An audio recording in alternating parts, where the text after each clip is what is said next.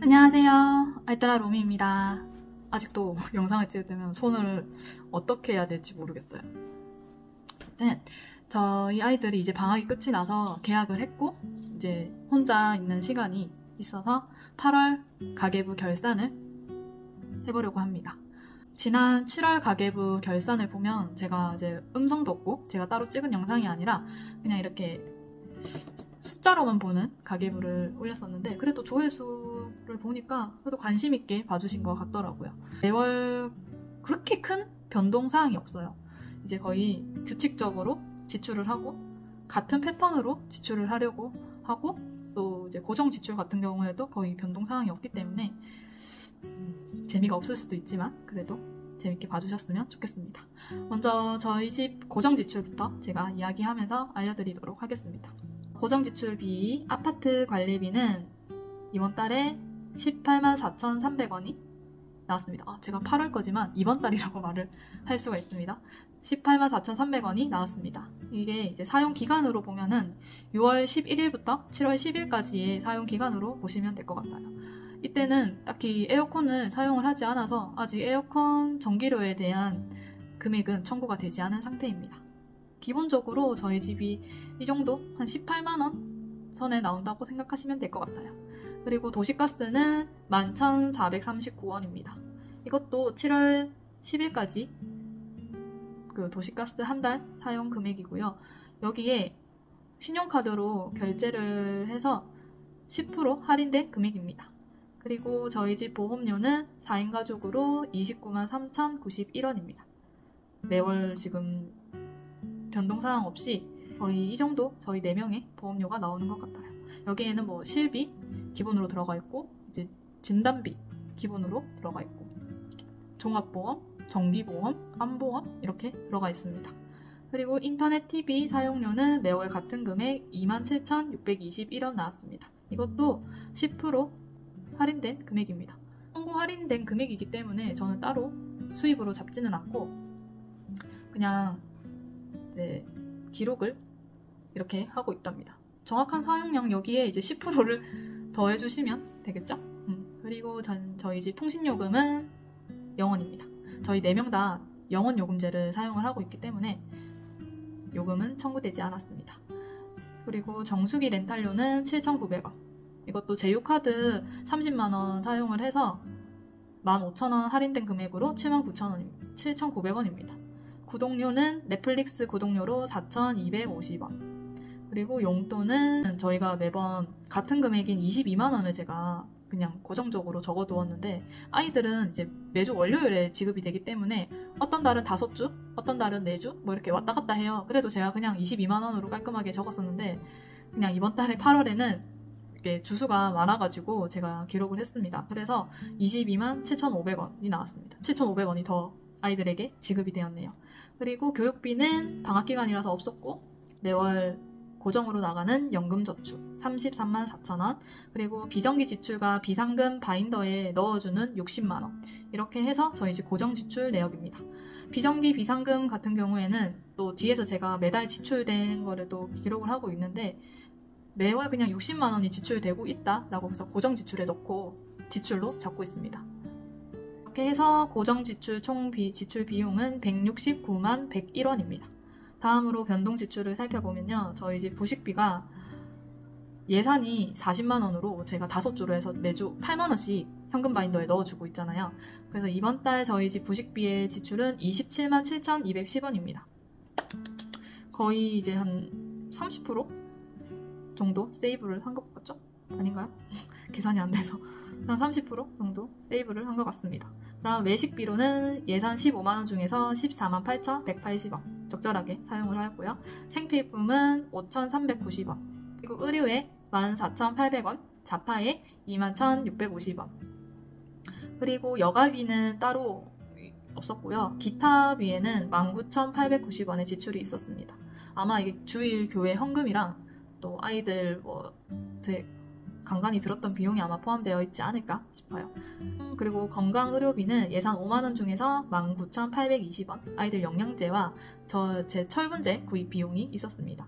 주유교통비는 예산 15만원에서 174,115원이 지출이 되었습니다. 조율비가 조금 오버가 되었네요. 그리고 이렇게 해서 100만 원에서 저희 현금 바인더를 사용하면서 절약을 해서 총 지출된 비용은 68만 1,055원이 지출이 되었고요. 100만 원에서 지출된 금액을 제외하고 목적저축에 넣어주는 잔액 목적저축에 들어간 금액은 31만 8,945원입니다. 자, 목적저축은 제가 목적을 가지고 모으고 있기 때문에 나중에 다 지출이 될 예정이라서 비정기 비상금처럼 일단 다 지출로 지금은 현재 잡고 있습니다. 아마 제가 9월부터는 잔액 목적저축에서 사용된 금액을 그냥 이렇게 100만 원에 녹여서 그달 진짜 지출한 금액을 월 결산에 보여드리려고 합니다.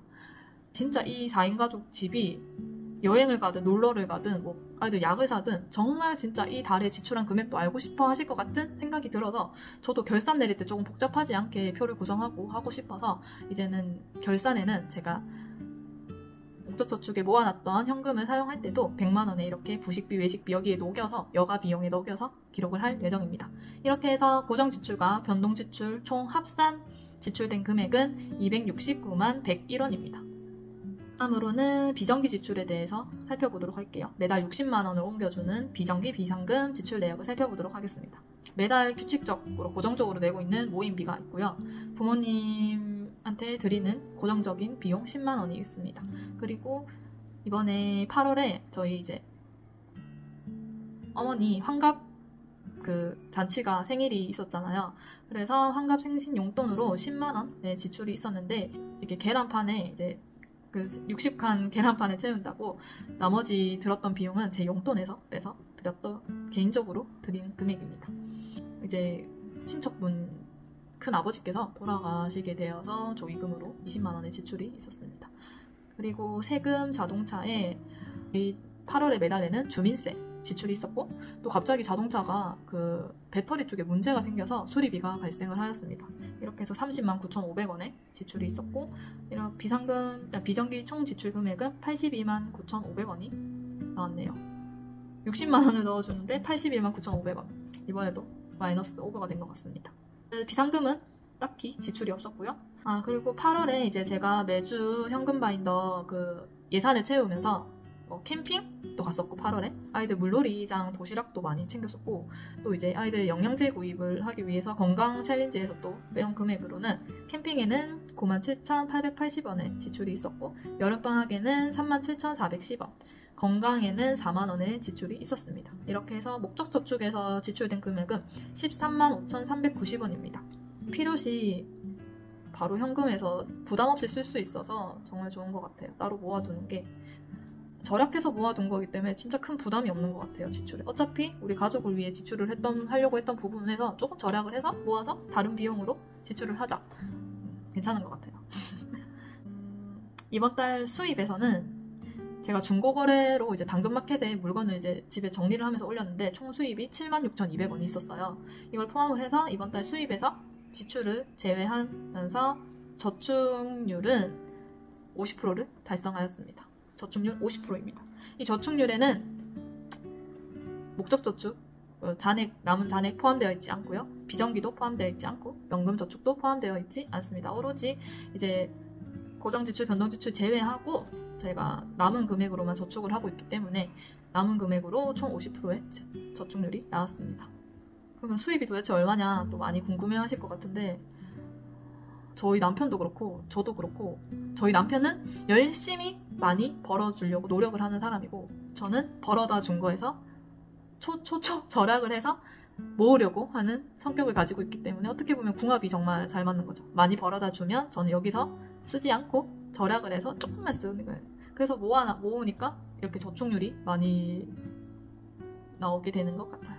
그리고 제 여기 수입에는 이제 앱테크 수입, 금융 수입, 제 유튜브 수입, 그리고 남편 부수입, 남편 회사 급여 이렇게 해서 총 5가지의 수입 파이프라인이 있습니다.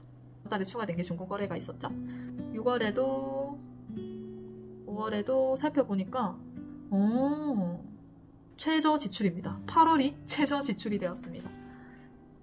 다만 이제 비정기 지출이 많았고 또 이제 모아두었던 목적저축에서의 지출이 많았고 그렇게 생각해 주시면 될 것 같아요. 그래서 이렇게 저희 집 가계부 결산 끝이 났습니다. 이제 9월도 벌써 중순인데 시간이 왜 이렇게 빠른지 또 다음 주면 명절이 또 기다리고 있죠. 기나긴 연휴. 제가 집에 주부로 살다 보니까 이 연휴 긴 게 반갑지만 않네요, 정말. 진짜 일할 때는 너무 좋았거든요. 6일 쉬고 하면은 너무 좋다 막 이렇게 했는데 이제 별로 기다려지지 않습니다. 주말도 딱히 기다려지지 않고 9월도 이제 명절 지나고 마무리 잘 하고 9월 가계부 결산은 지금보다는 조금 더 빨리 10월 초에 여러분과 함께 결산을 내려보도록 하겠습니다. 또 저랑 함께 해주셔서 감사합니다. 좋은 하루 되세요.